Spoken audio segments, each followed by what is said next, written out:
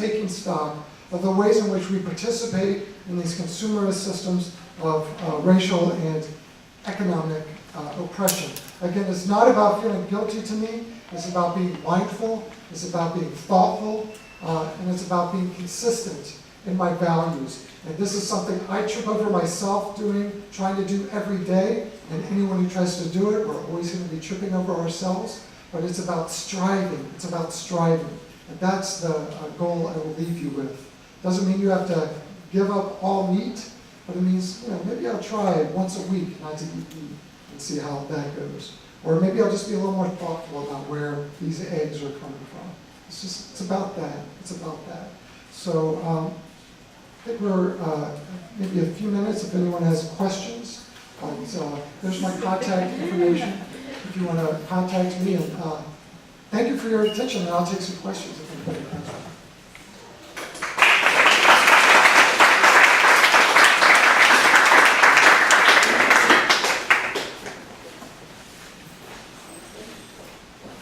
Questions or comments or criticisms?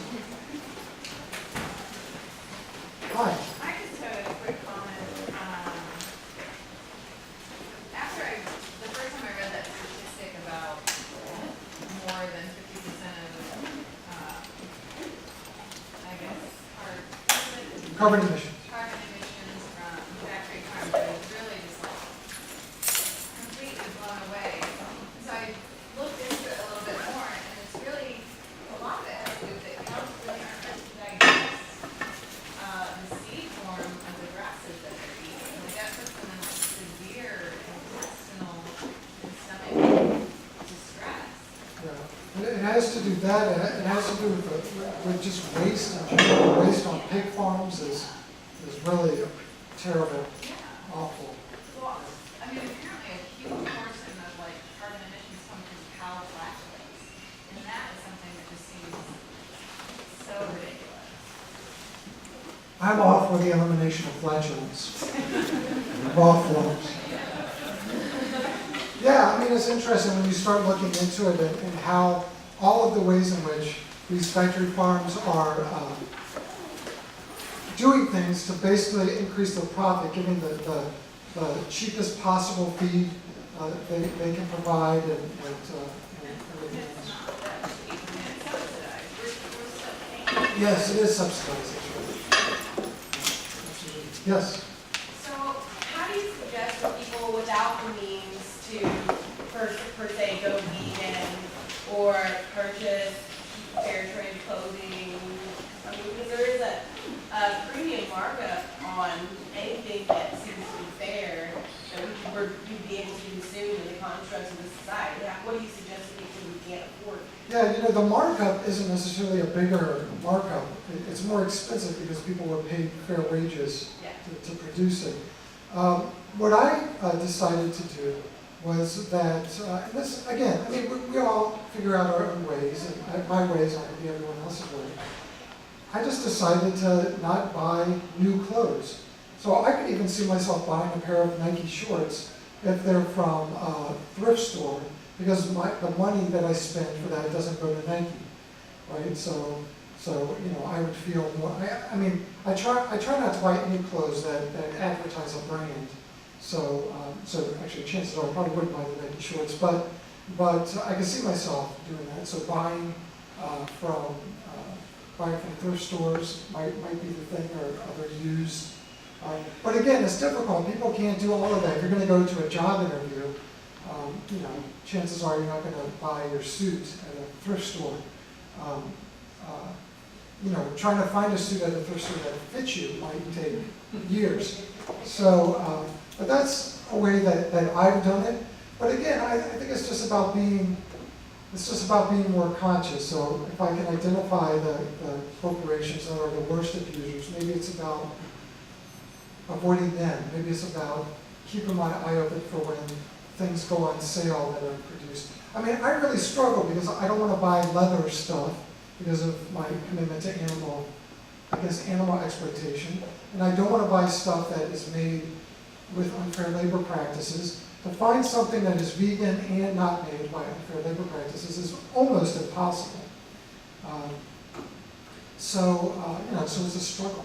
So my advice is just, we do the best we can do, but because we can't all be perfect about it, we can at least commit to doing the best we can do. But that'll be different for all of us. Any other? Well, this whole idea of consumerism, though, this idea that right now we're arguing with Congress because we're not supporting corporations enough. So even to get the information out to the public of who these abusers are is extremely difficult. Yes, absolutely. That's extremely, there are some contexts in which I would give this presentation and I would be labeled a communist or un-American or, that sort of thing. That's how hard it is. We had George W. Bush saying the best way to support your country during a time of war is to go shopping. Exactly. And so that's part of it too. Part of it is just overall cutting down on consumerism. That if I have the iPhone 3, I do not need the iPhone 4, then I don't need the iPhone 5 because the iPhone 3 works just fine. But this urge that we feel, the social cachet that comes with having the newest stuff, the coolest stuff, the cool clothes, that the system, the consumer system in the clothing industry is designed to make us feel like we have to replace our wardrobe every couple of years because, ooh, I can't wear that anymore because it's not in style. That kind of thing, we can just say, I'm just not going to do that anymore. I'm not going to. The way that I started with this is I made a decision one day. Every day on Thanksgiving, I decided to give up something for a year. And I was like, so one time I decided, I'm going to give up, I'm not going to buy any new article of clothing for a year. That's what I decided. And the reason I do that isn't just because of that year, but it's because I start becoming more conscious of all the times I see something, I'm like, ooh, I need that sweater. I need. So just being able to shift our consciousness from I need to I like that sweater. So I actually need that sweater. Where did that sweater come from? How were the workers who created that sweater treated? So that I had this different thing going through my head. Questions or comments? Are you aware of any student movements concerning Sodexo? What Yes. could we do as students here to raise our voices about a company that is exploiting? There are some colleges and universities, there are some, especially some small colleges where the students have gotten together so much of a force that they push Sodexo out.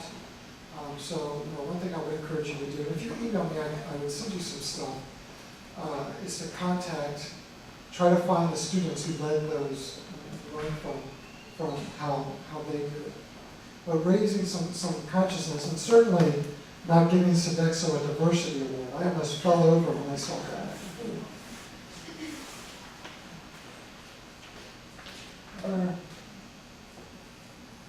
Questions, comments? If not, please join me in thanking our guests for this afternoon.